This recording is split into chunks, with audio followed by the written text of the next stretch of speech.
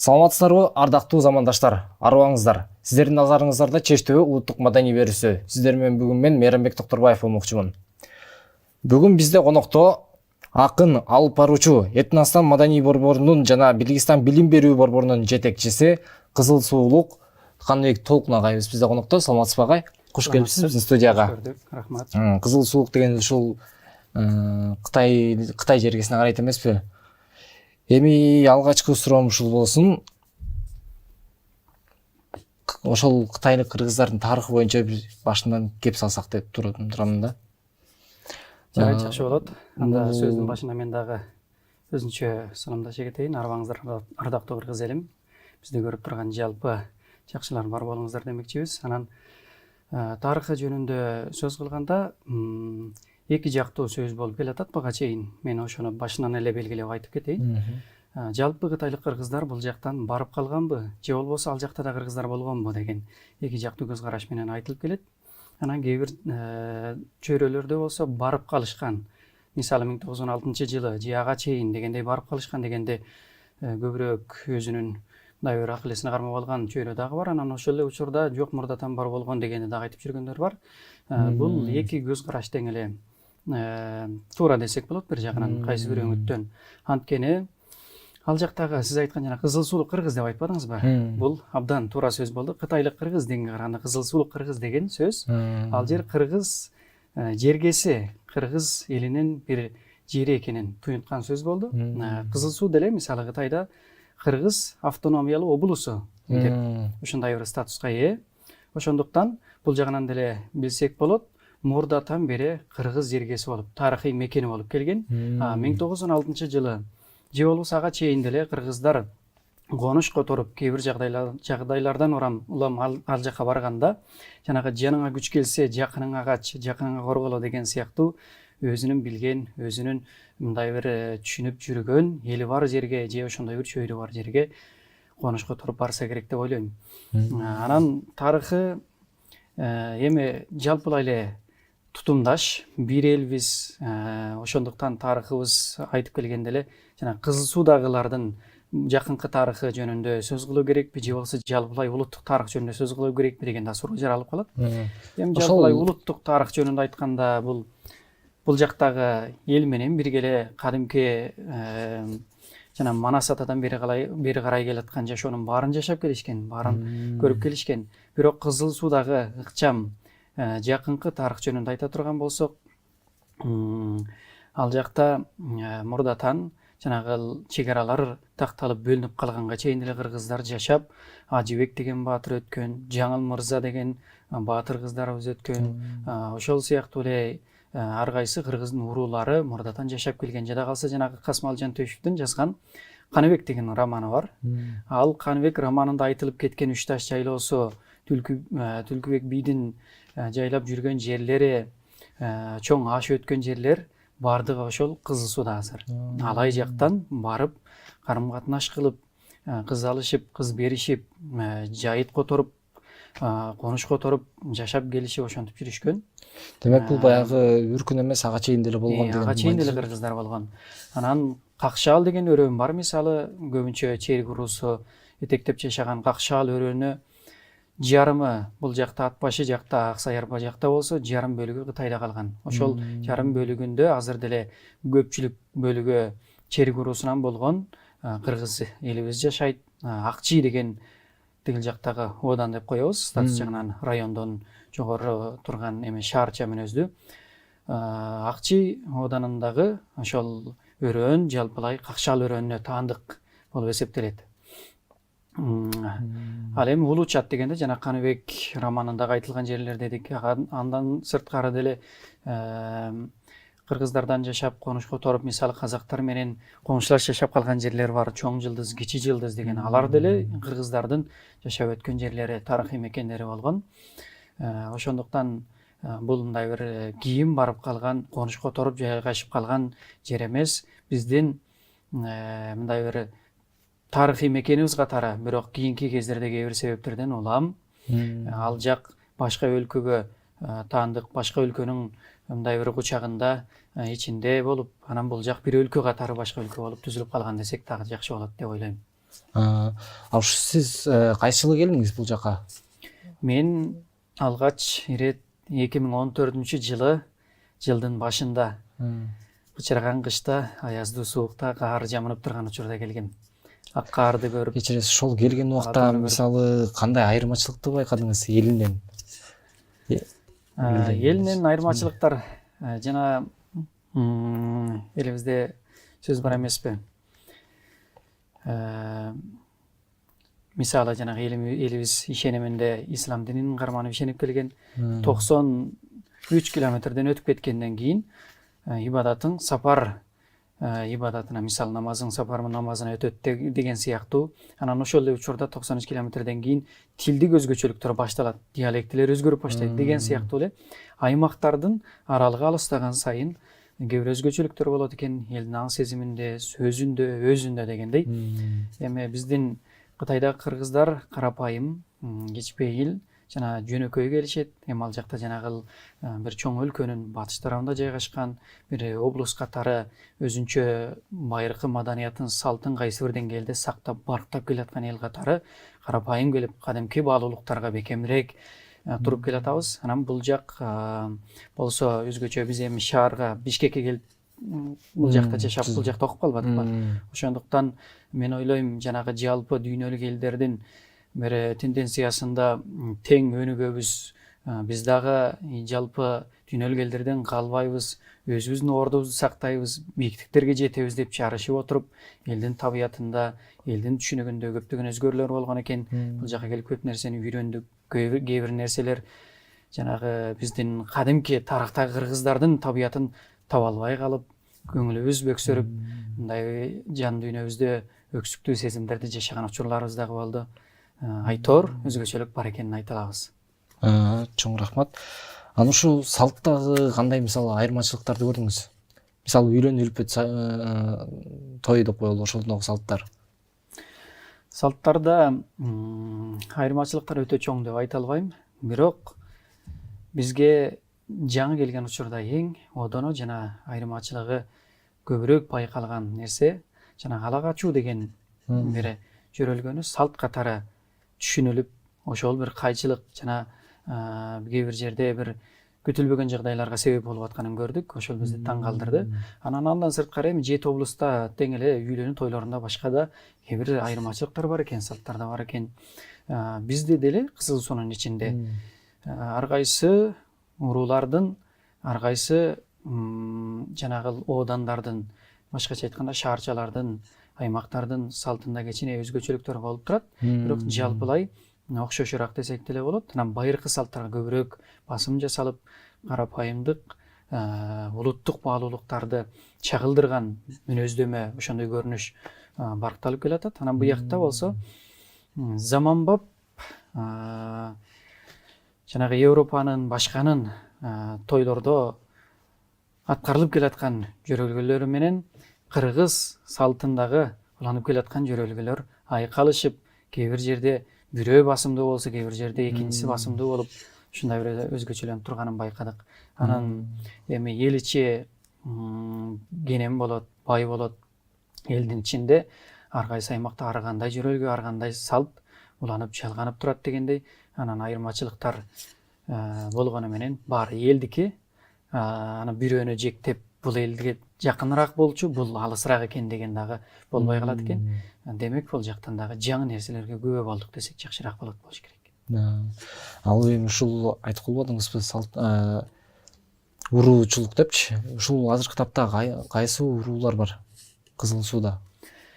Ал жакта Кытайдагы кыргыздар дегенде бир гана Кызыл Сууну түшүнүүгө болбойт. Кызыл Суу негизинен Кыргыз автономиялык облусу катары, бир чоң аймак, облус катары бааланат. Бирок облустан сырткаркы казактар жашаган, казактардын Иле деген облусу бар. Ал жакта жашаган бир бөлүк кыргыздарыбыз бар. Анан уйгурлар жашаган аймактарда өзүнчө айыл болуп конуштап жашап калган кыргыздарыбыз бар. Ошондуктан жалпылай айтсак жакшыраак болот болуш керек. Анан Кызыл Суудан баштай турган болсок, Кызыл Сууда Акчий жагында көбүнчө Черик уруусу байырлап жашайт. Улуучат жакта Чоң Багыш уруусу, ал эми Актоо деген бир ооданыбыз бар. Ал жерде болсо кадимки ичкилик кыргыздарынан, кыпчак урууларынан, анан жана Памир кыргыздар деп коебуз. Бул жакта Памирде жашап атпайбы? Ошол жакта деле Памир тоолоруна этектеш бир чек аралаш келет. Ошондуктан Памир кыргыздары катары дагы ал жакты деле сүрөттөй берет. Анан андан сырткары Бугу уруусунан дагы бар, Сарбагыш уруусунан деле бар. Алар баягы Үркүн убагында барып калгандар болсо керек э? Ага чейин деле бар. Үркүн учурунда баргандардан дагы анан ага чейин деле кайсы бир деңгээлде мындай бир конуш которушуп, мындай бир эл аралашып дегендей барып жашап калуулар болгон экен. Анан аркы жактан мисалы казактарга жакын жашаган жактар да бар. Ал жактарда көбүнчө көлдөгү кыргыз элибиз менен туугандык байланышы болуп, байыртадан бирге барып келип, алыш бериш болуп жашап келген уруулар Бугу уруусунан, башка уруулардан барып, ал жакта жашап калгандар бар. Бирок мындай бир жагынан айткан кезде ал жакта Шаты, анан Көктерек деген кыргыз айылдар бар. Мааниси жагынан айтканда Шаты деген сөз бер жактан ары түшүүчү жер дегенди туюнтканда, мисалы Шаты дегенчи. Анан ар жагында Көктерек деген айылдарды деле кыргыздар мурдатан жашап келген. Болгону кийин эки жак эки өлкө болуп бөлүнүп калган десек тагыраак болот. Анан кийинки кездерде келип бул жактан туугандашып, тууганын таап, бул жактан тигил жакка барып тууганын таап, карым катнаш кылып келатышат. Мисалы менин деле бул жакта уруулаш туугандарым бар экенин угуп билип келем. Бирок кандайдыр жан дүйнөмдө жалпы эле кыргыз эли мен үчүн тууган жана жанагы ар бир кыргыз менин жакыным, ар бир кыргыз менин асылым деген сезим менен жашап келатам. Ал эми ушул айта кетсеңиз ушул дин тутуу жагынан боюнча. Дин тутуу жагынан ал жактагы кыргыздар негизинен жалпылай эле ислам динине ишенип келишкен. Мурдатан азыркы учурда деле ишеним жагынан ошол динди карманып келишет. Анан өзүнүн динин аздектеп, улуттук баалуулугун сактап, өзүнүн ошол жактагы мекенине өздүк салымын кошуп, аракет кылып, дайым тынчтыкты, биримдикти, ыйыктыкты, улуулукту туу тутуп, өзүнчө жалпы дүйнөлүк элдердин катарында өздүк бир өзөгүн жоготпой жашоосун улап келатат десек. Ушул ислам динин тутунат деп өтүңүз. Ушул мисалы Кызыл Суу облусуна автономдуу областына алып турган болсок, 100% ушундайбы? Ислам динин тутушабы же кандай болот бул жагынан? Ооба, 100% эле. Негизинен ал жакта кыргыздардын мисалы Тарбагатай деген аймак бар. Казактар жакта, казак эл боордоштор жакта, ал жактагы. Анан ал жердеги кыргыздар монголдор менен мурдатан жанагы чек аралаш же коңшулаш дейли, чек аралаш эмес. Коңшулаш жашап келишкен дагы алардын ишеними бир аз башкача болуп, монголдордун ишенимине окшош Будда жагынан дейбизби, же болбосо буддизм жагынан ошондой бир ишенимде деп аз бөлүк кыргыздарды билебиз маалымат катары. Бирок ал жакта кыргыздардын негизги дээрлик көпчүлүгү ислам динине ишенип келишкен жана ошону эле карманып келатышат. Эми ушул өнөрлөр тууралуу айта кетсеңиз, бүгүнкү күндөгү мисалы манасчылардан билебиз, Жуспаңмай атабыз. Дагы кандай? Жакшы болот. Эми жана өңгөн айтпай туруп Манастан айт дегендей Манас жагынан сөз болду окшойт. Манасчылардан ооба ал жакта жалпы манасчылардын аксакалы, жол баштоочусу катары биздин жалпы өнөр жагынан атабыз катары Жусупмамай аксакал бар болчу. Бир белгилүү атактуу манасчы катары аны дүйнөлүк эл деле таанып калды. Анан андан сырткары деле Жусупмамай атабыздан сырткары деле ар кайсы аймактарда, ар кайсы район, айылдарда жашаган манасчылар бар болчу. Кичинекейибизден манасты көп окуп жүрүп өстүк. Манасты угуу биз үчүн бир өзүнчө жанагы олтуруп алып, азыркы учурда Түркиянын же башканын сериалдарын көрүп атышпайбы? Ошол сыяктуу абдан кызык болчу. Биз үчүн бир мындай азарт болчу да. Манас угуп чоңойгонбуз. Манасчылар көп болчу. Жаш кичинекей балдар деле манас айтам деп ушундай аракет кылып, ошону эңсеп, жан дүйнөсүндө манаска болгон бир сезим башкача болчу да. Анан ошону менен биргеликте бул жакта Кыргызстанда кээ бир гана түштүк аймактарда сакталып, бирок ачка чыгып мындай бир жайылтылбай жаткан дагы бир баалуулук бар. Бул өлөң деген маданият бар. Өлөң маданияты тигил жакта Кызыл Сууда Актоодогу жашаган кыргыздарда басымдуу бөлүгү ошол жакта сакталып калган. Ал Өлөң бул баягы төкмөчүлүккө жакын келген ыр түрүндөгү жанр, бирок төкмөчүлүктөн бир аз айырмаланып турат. Дастанчылыкка окшошпойт. Анан жанагы жазган кара сөз мен жок, кара сөз деп адашып атам. Жанагы жазмачылык акындыкка дагы окшошпогон бир түрдүү бир жанр, кичине өзгөчөлүктөрү бар. Анан өлөң деген сөздү негизинен казак бордоштор жалпы эле ырды өлөң деп айтышат. Балким ошондон деле ыр түрүндөгү өлөң деп аталып калганбы деп деле ошондой ойлонуп жүргөнбүз. Бирок изилдене келген кезде кичине өзүнө таандык бир өзгөчөлүгү, айырмачылыгы бар болгон үчүн балким жанагы биз башканы ыр деп, аны өлөң деп мындай бир бааланып калганбы деп да ойлонуп кетебиз. Анан ал боюнча Кытайда Кызыл Сууда көп изилдөөлөр болду, көп эмгектер жазылды. Өлөң маданиятын улантып жүргөндөргө бир жакшынакай сый көрсөтүлүп, анан алардын бир өлөң айтып турган учурлары элес катары мисалы камерага тартылып, жакшынакай жазылып тагылган учурлар болду. Азыр деле аздектелип келатат. Жалпы бир кыскача болсо деле жыйнактар чыгарылган. Анан биз деле буюрса алдыңкы күндөрдө ушул жакта ошол маданиятты дагы тааныштырып, элдик казынага, кыргыз маданий казынасына бир жаңылык катары кошуп калсак деген оюбуз бар. Абдан жакшы келди. Бизде ошол Кыргызстанда азыркы убакта жок да, э? Ооба, азыркы убакта аткарып жана мындай бир эмгек катары жазылып жок.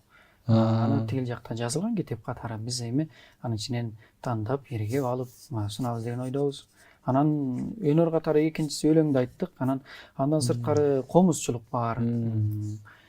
Ал жакта өзүнчө мисалы кээ бир жана бул жакта аткарылбай жүргөн же болбосо көп аткарылбай аткан күүлөрдү аткарып жүргөндөр же ошол жакта деле кээ бир залкар комузчуларыбыз өткөн, өзүлөрүнүн мындай бир өзүнө таандык болгон күүлөрү болгон. Аларды биздин ошол жактагы комузчулар кийинки кездеги мурдагылардын изин жалгап, өнөрүн кармап калган комузчуларыбыз аткарып өчүрбөй келатат. Анан андан сырткары деле мына саяпкердик, анан куш неме кылган мүлүшкөрлүк жактары, ушундай бир өнөрлөр бар. Анан мындай бир биз мына жерде отурабыз, кыргыз баалуулуктарына тиешелүү эле жасалга турат. Ушул сыяктуу кол өнөрчүлүккө дагы абдан маани берилет. Өзүнчө бизде бир бөлмөнү же болбосо колдон келсе бардык бөлмөдө кыргыз маданиятын чагылдырган бир жакшынакай баалуулуктардын болуусун көбүрөөк каалап, көбүрөөк чактырабыз. Ошондуктан кол өнөрчүлүк дагы аздектелип, ар кайсы райондо ар башка мындай бир жанагы өздүк чыгармалар менен коштолуп келатат. Анан бизде мисалы кол өнөрчүлүктүн бир өзгөчө образы катары калпакты сөз кылып келет. Көбүнчө мисалы бизде калпак тууралуу катуу жана тигирек өзгөчөрөөк го. Ооба, биздин калпак өзгөчөрөөк. Бүгүн дагы мен ошол биздин калпактардан ала келейин дедимди, бирок эмнегедир кээ бир себептерден улам жетишпей калдым. Үлгүлөрүн көрсөтүп калганга аракет кылайын дегем. Анан мындай бир жасалгасы катуу келет, тегерек, анан бир мындай бир ийилбеген, өзүнүн формасын бузбаган ушундай бир формада жасалган өзүнчө калпак бар. Анан ал жакта төөнүн жүнүнөн жасалып, жип кылып жасалып, анан токулуп неме кылган чепкен деген бир, бул жакта болсо жалпылай үстүнө кийгенде саймалуу чапанды чепкен деп келатабыз. Бирок ал жакта чепкен деген аталыш биринчи ошону чагылдырат. Анан калгандарына кыйыр түрдө мындай бир жалпылай түрдө айтылып келет да. Ошол эле учурда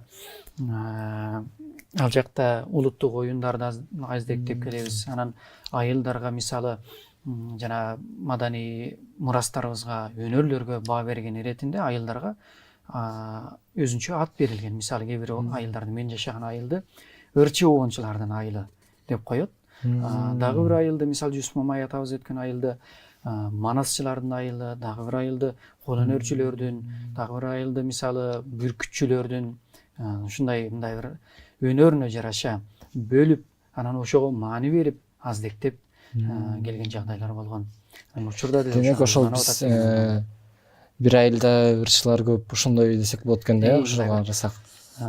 кайсыл айылда кайсыл өнөр көбүрөөк басымдуураак болгон болсо, ошол өнөрдө карманып жүргөндөр көбүрөөк болгон болсо, ошол айыл ошол өнөр менен мүнөздөлүп, ошол өнөр менен сыпатталып калган да. Мисалы акын дегенде деле ал эми акындык өнөрү болгон үчүн акын деп сыпат берилген сыяктуу эле. Жана ырчы өнөр боздор дегени бул жанагы ошол ырды ырдап жүргөн, өнөрдү кармап жүргөндөр көбүрөөк дегенди туюнтат да.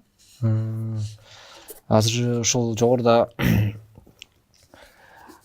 кандай десек, мисалы сиз азыр учурда эмнелер менен алек болуп жатасыз бул жакта? Ошолорду кеп Учурда бул жакта дээрлик келгенден бери окуу менен жүргөм. Эмделгенден кийин үйрөнөлү ошол жактагы жалпы кыргыз элибиз менен мындай бир сиңишип, жан дүйнөбүздү байытып, билбегенибизди алып, билгенибизди бөлүшүп, жакшына бир жашоонун жаңылыктарын билели, жаңы калгыларын ачалы деп ошентип бул жакта аракет кылып дээрлик окуу менен жүрдүм. Анан окуумду жыйынтыктап белгилүү бир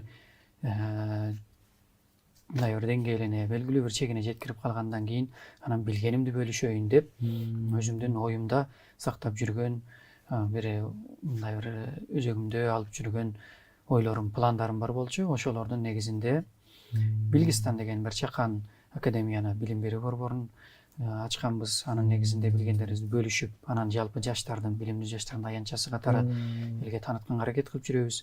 Андан сырткары этностан деген маданий борборду ачканбыз. Өзгөчө мен Билгистанда мурундагы этностан биз үчүн орчундуураак болгон. Анткени биз тил жакта балалыгыбызда көрүп жүргөн, мындай бир жашообузда коштолуп жүргөн маданий мурастарды бул жактагы элге дагы көрсөтүп, анан ал эми улуттук баалуулук, улуттук мурас болгон үчүн бул жактагы элдик маданият катары элдик казынага ыйгарып калсак, ошону дагы бир бул жактагы маданий бир жанагы булактардын бир катарына кошуп калсак деген ой менен ойлонуп жүрүп, анан өзүнчө бир досторубуздун демилгеси менен чогуу аракет кылып этностан деген маданий борборду түзгөнбүз. Анын алкагында заттык жана бейзаттык мурастарды изилдеп жүрөбүз. Анан ошол жерде жалпы ойду алып чыгуучу, ортого коюучу, негиздөөчү катары, анан учурда жетектөөчү катары милдетти аткарып жүрөм. Анан анын алкагын аны менен коштой, анан ошо Билгистан билим берүү борборун алдыга жылдырып, ошону элге бир билимибизди бөлүшүүнүн көпүрөсү катары колдонуп жүрөбүз десем болот. Жакшы экен абдан. Ал эми кайра эле ошол Кызыл Суу жакка бара турган болсок, аттанып бүгүнкү күндө саны канча Кызыл Суу облусунда кыргыздардын? Бүгүнкү күндө деген ошол жергиликтүү тургундардын деп айтсак болот жалпылап. Бүгүнкү күндөгү саны канча экенин так айта албайм. Эми бирок 2010дон кийинки 2010 жылдар болуш керек. Ошондо чыгарылган бир статистика боюнча ошол жердеги кыргыздардын саны 170 миңден ашуун болчу. Бирок андан бери деле эл көбөйдү, жер гүлдөдү дегендей, анан балким ал жердеги кыргыздардын саны учурда 200 миңден ашуун болуш керек. Андан сырткары деле башка айылдарда жана казак бордошторго, уйгур бордошторго коңшулаш жашаган кыргыздарыбыз бар. Ички Кытай жакта жашаган кыргыз тектүү дагы бир район бар. Балким ошентип баарын кошуп келгенде 200 миңден ашуун бир топ эле кыргыз бар десек болот. Анан биз менен Кызыл Суу облусунда чогуу жашап, өзүнчө боордош болуп келаткан башка уйгур элинен бар, кийинки кездерде келип жашап калышкан Кытай элинен бар. Дээрлик 1,5 миллиондон ашуун жалпы эл бар. Ошолордун 200 миңден ашууну кыргыздар деп айтсак болот. Бүгүнкү күндө ошол жергиликтүү тургундар эмне менен алек болушат? Жергиликтүү тургундары дээрлик кыргыздар мурдатан жана той этектеп, мал менен жашоосун жалгап келген эл экенбиз. Анан ошол жашоону тигил жакта деле ошондой бир өңүттөн улантып келгенбиз. Тоолуу жерде, тоолуу аймакты мекендеп. Анан кыргыз элинде жалпылай жашоосунун дээрлик басымдуу бөлүгүн мал менен улантып келатышкан. Бирок кийинки кездерде башка дүйнөлүк элдер менен же коңшулар чачкан элдер менен чогуу жаңы жашоонун өңүттөрүн үйрөнүп соода кылууну үйрөнүштү, бизнес кылгандар бар. Андан сырткары мындай бир билим алып, илмий тармактардан дагы өзүнчө өз салымын кошуп, анан мамлекеттик жумуштарда иштеп, ошону менен жашоосун жалгагандар бар. Андан сырткары мындай бир жанагы жер иштетип, дыйкан чарбачылык менен мындай мал чарбачылыкты экөөнү айкалыштырып жашоосун жалгагандар бар. Ушундай жашоосун жанагы жалпы элден калбай, өзүнчө заманга шайкешүү менен улантып келатат десек болот. Чоң рахмат. Урматтуу Чечтөө улуттук маданий берүүсүнүн көрүүчүлөрү, бүгүн бизде акын алып баруучу Аныбек Толкун агайыбыз бизде конокто болду. Бизге келип бергениңизге чоң рахмат, ыраазычылыгыбызды билдиребиз. Анда эмесе кийинки берүүдө көрүшкөнчө сак саламатта калыңыздар. Өзүмдү өнөр жолуна салган атамдын чыгармасы менен жакшынакай бир жыйынтыктай кетели.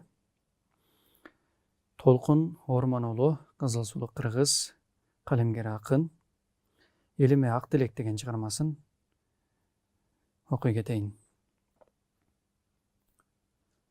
Улуу күн мээрин төгүп, урматка бөлөп турсун, уютку ынтымактык урпакты жөлөп турсун, убайын көрөр эл журт, уул кызын төрөп турсун. Ак боз үй түндүгүндө ай жылдыз түнөп турсун, аркалап эл тилегин алдыга сүрөп турсун, төгүлтүп берекене төрүнө күрөп турсун. Жакшылык жанда болуп, жаныңдан кетпей турсун, жамандык алыс качып, башыңа жетпей турсун. Бой керип ырыс кешик, босогоң тепсей турсун. Эритип эне тилең, эркинче сайрап турсун. Коломтоң оту өчпөй, казаның кайнап турсун.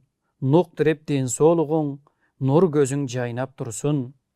Урабас эгемендик, улагаң басып турсун. Уруучул уруш талаш, уялып качып турсун. Улуттук арынтымак, ураанда башып турсун.